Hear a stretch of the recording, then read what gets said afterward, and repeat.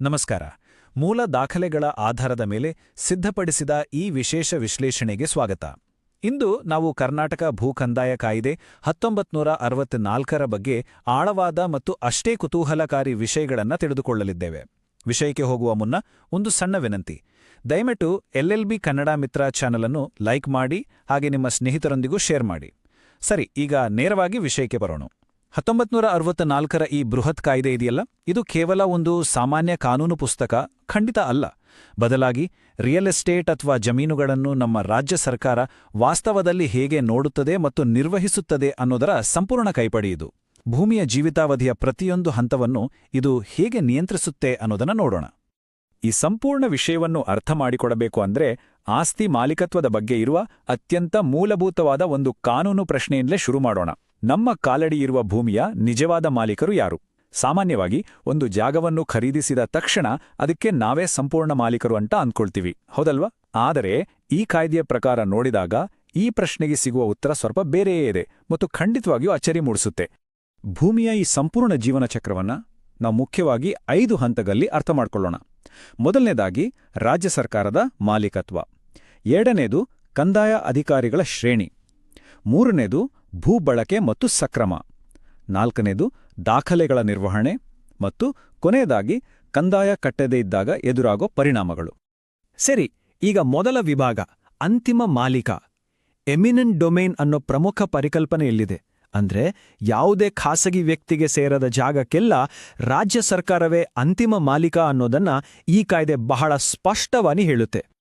ಇದು ಎಷ್ಟು ಅದ್ಭುತವಾಗಿದೆ ಅಂದ್ರೆ, ಕಾಯ್ದೆಯ ಸೆಕ್ಷನ್ 67ರ ಪ್ರಕಾರ ಖಾಸಗಿ ವ್ಯಕ್ತಿಗಳ ಕಾನೂನುಬದ್ಧ ಮಾಲೀಕತ್ವದಲ್ಲಿ ಇಲ್ಲದ ಪ್ರತಿಯೊಂದು ಜಾಗವೂ ಡಿಫಾಲ್ಟ್ ಆಗಿ ಸರ್ಕಾರದ ಆಸ್ತಿಯೇ ಆಗಿಬಿಡ್ತದೆ. ಸಾರ್ವಜನಿಕ ರಸ್ತೆಗಳು, ಸಮುದ್ರದ ತಳಭಾಗ, ಬಂದರುಗಳು, ನದಿ, ಕೆರೆ, ಹಳ್ಳಗಳು ಮತ್ತು ಯಾರಿಗೂ ಸೇರದ ಎಲ್ಲಾ ಜಮೀನುಗಳು ತಾನಾಗಿಯೇ ರಾಜ್ಯ ಸರ್ಕಾರದ ಸೊತ್ತಾಗಿರ್ತವೆ. ಇಲ್ಲಿನ ಈ ನಿರ್ದಿಷ್ಟ ಸಾಲುಗಳನ್ನು ಒಮ್ಮೆ ಗಮನಿಸಿ. ಎಲ್ಲ ಸಾರ್ವಜನಿಕ ರಸ್ತೆಗಳು ಮತ್ತು ಎಲ್ಲೇ ಇರಲಿ, ವ್ಯಕ್ತಿಗಳ ಆಸ್ತಿಯಲ್ಲದ ಎಲ್ಲಾ ಭೂಮಿಗಳು ರಾಜ್ಯ ಸರ್ಕಾರದ ಆಸ್ತಿಯೆಂದು ಈ ಮೂಲಕ ಘೋಷಿಸಲಾಗಿದೆ. ಸರ್ಕಾರದ ಈ ಮೂಲಭೂತ ಮಾಲೀಕತ್ವದ ವ್ಯಾಪ್ತಿ ಎಷ್ಟೊಂದು ದೊಡ್ಡದು ಅನ್ನೋದನ್ನ ಈ ವಾಕ್ಯ ನಮಗೆ ಬಹಳ ಖಚಿತವಾಗಿ ತಿಳಿಸುತ್ತೆ. ಈಗ ಎರಡನೇ ವಿಭಾಗ, ಅಧಿಕಾರಿಗಳ ಶ್ರೇಣಿ. ಈ ಎಲ್ಲಾ ಕಾನೂನುಗಳನ್ನ ತಳಮಟ್ಟದಲ್ಲಿ ವಾಸ್ತವವಾಗಿ ಯಾರು ಜಾರಿಗೊಳಿಸ್ತಾರೆ ಅನ್ನೋದನ್ನ ನೋಡೋಣ. ನೋಡಿ, ಈ ಭೂಮಿಯ ನಿರ್ವಹಣೆ, ಸರ್ವೆ ಮತ್ತು ಮೌಲ್ಯಮಾಪನ ಮಾಡೋದಕ್ಕಾಗಿಯೇ ಒಂದು ಬೃಹತ್ ಅಧಿಕಾರಿಗಳ ಪಡೆಯೇ ನಮ್ಮಲ್ಲಿದೆ. ಜಿಲ್ಲಾಧಿಕಾರಿ ಅಥವಾ ಡೆಪ್ಯೂಟಿ ಕಮಿಷನರ್ ಅವರಿಂದ ಹಿಡಿದು ತಳಮಟ್ಟದಲ್ಲಿ ಕೆಲಸ ಮಾಡುವ ಗ್ರಾಮ ಲೆಕ್ಕಿಗರವರೆಗೆ ಈ ಕಾಯ್ದೆಯ ಅಡಿಯಲ್ಲಿ ಬರುವ ಪ್ರತಿಯೊಬ್ಬ ಅಧಿಕಾರಿಯೂ ಕಂದಾಯ ಅಧಿಕಾರಿ ಎಂದೇ ಕರೆಸಿಕೊಳ್ತಾರೆ. ಇಲ್ಲಿ ನಾವು ತಿಳಿದುಕೊಳ್ಳಬೇಕಾದ ಮುಖ್ಯ ವಿಚಾರ ಅಂದ್ರೆ, ಇವರು ಕೇವಲ ಸಾಮಾನ್ಯ ಆಡಳಿತಗಾರರಲ್ಲ, ಇವರು ಕಂದಾಯ ನ್ಯಾಯಾಲಯಗಳಾಗಿಯೂ ಕಾರ್ಯನಿರ್ವಹಿಸ್ತಾರೆ. ಸಾಕ್ಷಿಗಳನ್ನು ಕರೆಸುವುದು, ಔಪಚಾರಿಕ ವಿಚಾರಣೆ ಮಾಡುವುದು, ಭೂ ಸಮೀಕ್ಷೆ ನಡೆಸುವುದು ಮತ್ತು ಮುಖ್ಯವಾಗಿ ಸೆಕ್ಷನ್ 39ರ ಅಡಿಯಲ್ಲಿ ಅನಧಿಕೃತವಾಗಿ ಭೂಮಿ ಒತ್ತುವರಿ ಮಾಡಿದವರನ್ನ ಯಾವುದೇ ಮುಲಾಜಾ ಇಲ್ಲದೆ ಒಕ್ಕಲೆಬ್ಬಿಸುವಂತಹ ಪ್ರಬಲ ಅಧಿಕಾರ ಇವ್ರ ಕೈಲಿರುತ್ತೆ. ಬನ್ನಿ ಈಗ ಮೂರನೇ ವಿಭಾಗಕ್ಕೆ ಹೋಗೋಣ, ಭೂ ಬಳಕೆ ಮತ್ತು ಸಕ್ರಮಗೊಳಿಸುವಿಕೆ. ಜನಸಾಮಾನ್ಯರು ಈ ಕಾಯ್ದೆಯ ಜೊತೆ ಅತಿ ಹೆಚ್ಚು ಒಡನಾಡುವುದು ಇದೇ ಹಂತದಲ್ಲೇ. ಕೃಷಿ ಭೂಮಿ ಮತ್ತು ಕೃಷಿಯೇತರ ಭೂಮಿಯ ನಡುವೆ ಬಹಳ ಕಟ್ಟುನಿಟ್ಟಿನ ವ್ಯತ್ಯಾಸಗಳಿವೆ. ಕೃಷಿ ಭೂಮಿಯನ್ನು ಕೇವಲ ಬೇಸಾಯಕ್ಕೆ ಮಾತ್ರ ಬಳಸಬೇಕು, ಬೇರೆ ಉದ್ದೇಶಗಳಿಗೆ ಬಳಸಲು ಭಾರೀ ನಿರ್ಬಂಧಗಳಿವೆ. ಅದೇ ರೀತಿ ವಸತಿ, ಕೈಗಾರಿಕೆ ಅಥವಾ ವಾಣಿಜ್ಯ ಬಳಕೆಗೆ ಭೂಮಿಯನ್ನು ಬದಲಾಯಿಸಿದಾಗ ಅದರ ಕಂದಾಯದ ದರ ಕೂಡ ಬೇರೆದೇ ಆಗಿರುತ್ತೆ. ಈ ಎರಡೂ ಪ್ರಕಾರಗಳ ನಡುವಿನ ಗೆರೆಯನ್ನು ದಾಟಬೇಕು ಅಂದ್ರೆ ಅಧಿಕೃತ ಅನುಮತಿ ಕಡ್ಡಾಯ.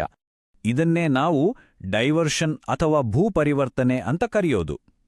ಸೆಕ್ಷನ್ 95ರ ಅಡಿಯಲ್ಲಿ ಕೃಷಿ ಭೂಮಿಯನ್ನು ಬೇರೆ ನಿರ್ದಿಷ್ಟ ಉದ್ದೇಶಕ್ಕೆ ಕಾನೂನುಬದ್ಧವಾಗಿ ಪರಿವರ್ತಿಸುವ ಪ್ರಕ್ರಿಯೆ ಇದು. ಒಂದು ವೇಳೆ ಈ ಹಂತವನ್ನು ನಿರ್ಲಕ್ಷಿಸಿ ಕೃಷಿ ಭೂಮಿಯಲ್ಲಿ ಹಾಗೆ ಸುಮ್ಮನೆ ಮನೆ ಕಟ್ಟಿದ್ರೆ ಏನಾಗತ್ತೆ? ಖಂಡಿತವಾಗಿಯೂ ದೊಡ್ಡ ಮಟ್ಟದ ದಂಡ ಮತ್ತು ಭಾರೀ ಕಾನೂನು ಕ್ರಮಗಳನ್ನು ಎದುರಿಸಬೇಕಾಗ್ತದೆ.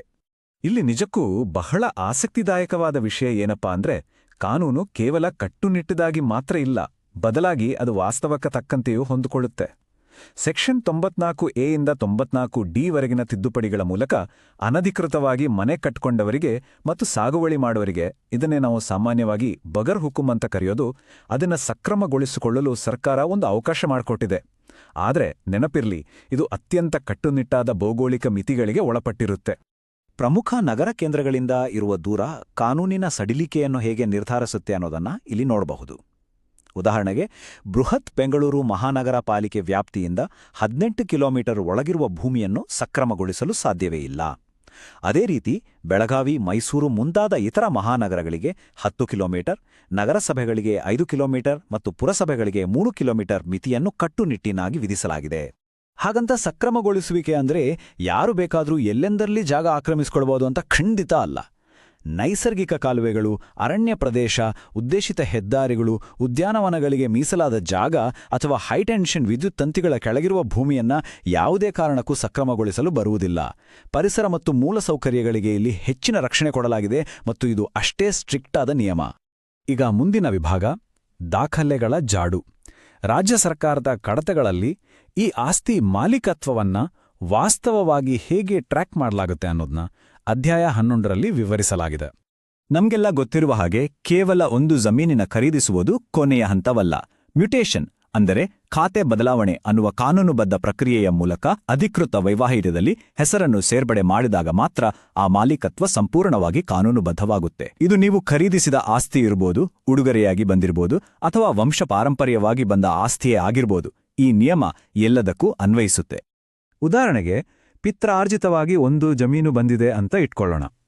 ಸೆಕ್ಷನ್ 128 ಪ್ರಕಾರ ಆ ಆಸ್ತಿಯ ಹಕ್ಕನ್ನು ಪಡೆದ ನಿಖರವಾಗಿ 3 ತಿಂಗಳ ಒಳಗೆ ಕಂದಾಯ ಅಧಿಕಾರಿಗೆ ವರದಿ ಮಾಡಲೇಬೇಕು. ನಂತರ ಅವರಿಂದ ಲಿಖಿತ ಸ್ವೀಕೃತಿಯನ್ನು ಪಡೆಯಬೇಕು. ಆ ನಂತರವೇ ಅಧಿಕಾರಿಯು ಆ ಮ್ಯೂಟೇಷನ್ ಅನ್ನು ನೋಂದಾಯಿಸ್ತಾನೆ. ಕಾನೂನುಬದ್ಧ ಮಾಲೀಕತ್ವ ಪಡೆಯಲು ಈ ನಿಖರವಾದ ಹಂತಗಳನ್ನು ಪಾಲಿಸಲೇಬೇಕು. ಇನ್ನು ಈ ಪಟ್ಟಾಪುಸ್ತಕದ ಬಗ್ಗೆ ಹೇಳಲೇಬೇಕು. ಇದು ಭೂಮಾಲೀಕನಿಗೆ ನೀಡಲಾಗುವ ಒಂದು ಅತಿ ಪ್ರಮುಖ ಕಿರು ಪುಸ್ತಕ. ಇದರಲ್ಲಿ ರೈತನ ಕಾನೂನುಬದ್ಧ ಹಕ್ಕುಗಳು, ಪಾವತಿಸಬೇಕಾದ ಕಂದಾಯದ ಬಾಕಿ ಮತ್ತು ಬೆಳೆಯ ವಿವರಗಳೆಲ್ಲ ಇರ್ತವೆ.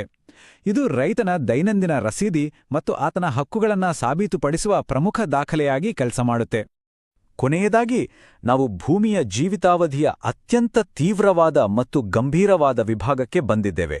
ಅದೇ ಕಂದಾಯ ಪಾವತಿಸಲು ವಿಫಲವಾದಾಗ ಮತ್ತು ಮುಟ್ಟುಗೋಲು ಹಾಕಿಕೊಂಡಾಗ ಏನಾಗುತ್ತೆ ಅನ್ನೋದು. ಸೆಕ್ಷನ್ 87ರ ಈ ಒಂದು ವಾಕ್ಯವನ್ನು ಸ್ವಲ್ಪ ಗಮನವಿಟ್ಟು ಕೇಳಿ. ಭೂಮಿಯ ಮೇಲಿನ ಕಂದಾಯದ ಬಾಕಿಯು ಆ ಭೂಮಿ ಮತ್ತು ಅದರ ಪ್ರತಿಯೊಂದು ಭಾಗದ ಮೇಲಿನ ಪರಮೋಚ್ಚ ಋಣಭಾರವಾಗಿರುತ್ತದೆ. ಇದರ ನೇರವಾದ ಅರ್ಥ ಏನಪ್ಪಾ ಅಂತಂದ್ರೆ, ಆಸ್ತಿಯ ಮೇಲಿರುವ ಬೇರೆ ಯಾವುದೇ ಖಾಸಗಿ ಸಾಲ ಅಥವಾ ಅಡಮಾನಗಳಿಗಿಂತ ಸರ್ಕಾರದ ಕಂದಾಯದ ಬಾಕಿಯೇ ಅತ್ಯುನ್ನತ ಸ್ಥಾನದಲ್ಲಿರುತ್ತೆ ಮತ್ತು ಅದನ್ನೇ ಮೊದಲು ತೀರಿಸಬೇಕಾಗುತ್ತೆ. ಹಾಗಾಗಿ ಇಲ್ಲಿ ನಾವು ಅರ್ಥ ಮಾಡಿಕೊಳ್ಳಬೇಕಾದ ಮುಖ್ಯ ಅಂಶ ಅಂದ್ರೆ, ಕಂದಾಯ ಪಾವತಿಸದಿದ್ದಾಗ ತಹಸೀಲ್ದಾರ್ ಅವರು ಆ ಜಮೀನಿನ ಮುಟ್ಟುಗೋಲು ಹಾಕಿಕೊಳ್ಳಬಹುದು. ಈ ಮುಟ್ಟುಗೋಲು ಪ್ರಕ್ರಿಯೆ ಕೇವಲ ಜಮೀನಿನ ವಶಪಡಿಸಿಕೊಳ್ಳುವುದಕ್ಕೆ ಮಾತ್ರ ಸೀಮಿತವಾಗಿಲ್ಲ. ಬದಲಾಗಿ ಆ ಜಮೀನಿನ ಮೇಲಿದ್ದ ಹಿಂದಿನ ಎಲ್ಲಾ ಖಾಸಗಿ ಒಪ್ಪಂದಗಳು, ಗುತ್ತಿಗೆಗಳು ಮತ್ತು ಸಾಲಗಳನ್ನು ಅದು ಸಂಪೂರ್ಣವಾಗಿ ಕಾನೂನುಬದ್ಧವಾಗಿ ಅಳಿಸಿಹಾಕುತ್ತೆ. ಜಮೀನು ಕ್ಲೀನಾಗಿ ಸರ್ಕಾರದ ವಶವಾಗಿಬಿಡುತ್ತೆ.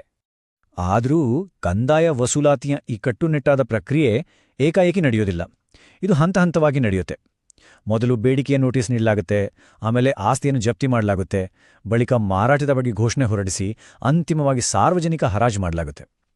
ಇದು ಅತ್ಯಂತ ವ್ಯವಸ್ಥಿತವಾದ ಮತ್ತು ಸ್ವಲ್ಪವೂ ನಿರ್ದಾಕ್ಷಿಣ್ಯವಿಲ್ಲದ ಪ್ರಕ್ರಿಯೆ ಅಂತಾನೆ ಹೇಳಬಹುದು. ಆದ್ರೆ ಈ ಹಂತದಲ್ಲಿ ಸಣ್ಣ ಹಿಡುವಳಿದಾರರಿಗೆ ಒಂದು ಸಣ್ಣ ರಕ್ಷಣೆ ಇದೆ.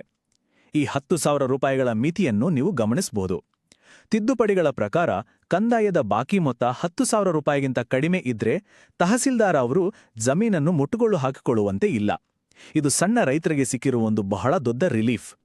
ಈ ಎಲ್ಲ ಕಟ್ಟುನಿಟ್ಟಿನ ನಿಯಮಗಳನ್ನು ನೋಡಿದಾಗ ಅಂತಿಮವಾಗಿ ನಮ್ಮ ತಲೆಯಲ್ಲಿ ಒಂದು ಆಳವಾದ ಪ್ರಶ್ನೆ ಮೂಡದೇ ಇರೋದು: ಪಾವತಿಸದ ಕಂದಾಯಕ್ಕಾಗಿ ರಾಜ್ಯ ಸರ್ಕಾರವು ಆಸ್ತಿಯನ್ನು ಜಪ್ತಿ ಮಾಡಲು, ಮುಟ್ಟುಗೋಲು ಹಾಕಿಕೊಳ್ಳಲು ಮತ್ತು ಹರಾಜು ಮಾಡಲು ಸಾಧ್ಯವಾದರೆ 1964ರ ಈ ಕಾಯ್ದೆಯ ಅಡಿಯಲ್ಲಿ ಜಮೀನು ಖರೀದಿಸುವಾಗ ಸಂಪೂರ್ಣ ಖಾಸಗಿ ಮಾಲೀಕತ್ವ ಅನ್ನೋದು ನಿಜಕ್ಕೂ ಅಸ್ತಿತ್ವದಲ್ಲಿದೆಯಾ? ಯೋಚಿಸಿ. ಈ ಮೂಲಭೂತ ಮತ್ತು ಕುತೂಹಲಕಾರಿ ಪ್ರಶ್ನೆಯೊಂದಿಗೆ ಇಂದಿನ ನಮ್ಮ ಈ ವಿಶೇಷ ವಿಶ್ಲೇಷಣೆಯನ್ನು ಮುಕ್ತಾಯಗೊಳಿಸೋಣ. ಈ ಮಾಹಿತಿ ನಿಮಗೆ ಖಂಡಿತ ಉಪಯುಕ್ತವಾಗಿದೆ ಎಂದು ಭಾವಿಸುತ್ತೇವೆ. ಮುಂದಿನ ಬಾರಿ ಮತ್ತೊಂದು ಆಸಕ್ತಿದಾಯಕ ವಿಷಯದೊಂದಿಗೆ ಸಿಗೋಣ. ನಮಸ್ಕಾರ.